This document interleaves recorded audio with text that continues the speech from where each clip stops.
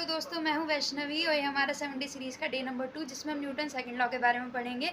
उससे पहले हम चार चीज़ों के बारे में जानेंगे। पहला फोर्स, जब हम किसी चीज़ को पुश करते हैं यानी कि धक्का देते हैं या पुल करते हैं यानी कि खींचते हैं, तो उसी को हम फोर्स बोलते हैं। दूसरा मास, मास हमारा मेजरमेंट होता है इनर्शिया का। इनर्शिया हमने कल पढ़ा था, कल वाली वीडियो में।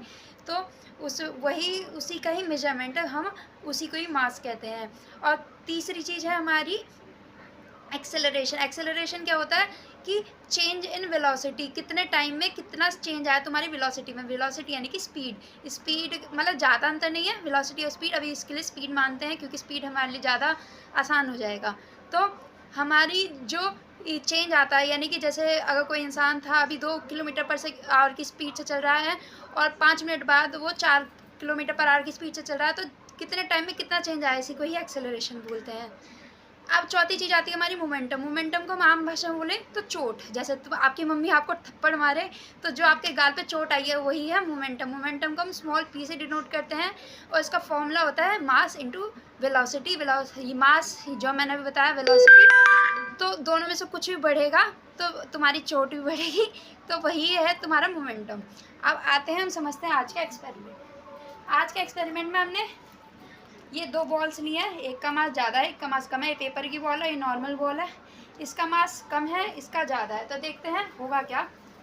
वैसे इससे हमें जैसे कि उम्मीद भी है कि इसको जब करेंगे तो कुछ नहीं होगा क्योंकि ये हल्की है, इसका मास कम है। लेकिन जब हम इसका मास ज़्यादा है थोड़ा, तो जब लेकिन इसको करते हैं तो ये देखिए यहाँ से डिस्प्लेस हुआ। इसको चाहे दोबारा करके देखते हैं, दिखाने, ये डिस्प्लेस हुआ। डिस्प्लेस मतलब ये इसको डिस्प्लेस नहीं, इसको हम चोट कहेंगे यानी कि मोमेंटम हुआ हमारा।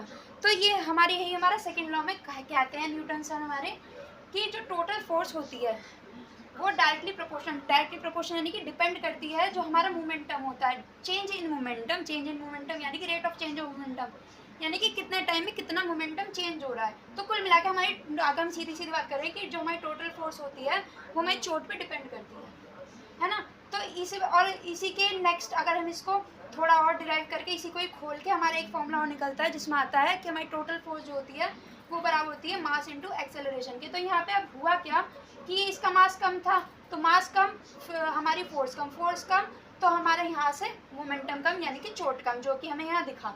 सेम ऐसे ही मास जब ज़्यादा, फोर्स ज़्यादा, मोमेंटम ज़्यादा, तो यही सेम चीज़ यहाँ पे हमारी चोट भी कम हुई, ज़्यादा हो गई, है ना। अब यही है हमारा न्यूटन्स सेकेंड लॉ, और इसी लॉ को हम रियल लॉ ऑफ मोशन भी कहा जाता है। ये रियल लॉ ऑफ मोशन क्यों कहा जाता है, ये जानने के लिए आप मुझे कमेंट में रिप्लाई करें। Thank you.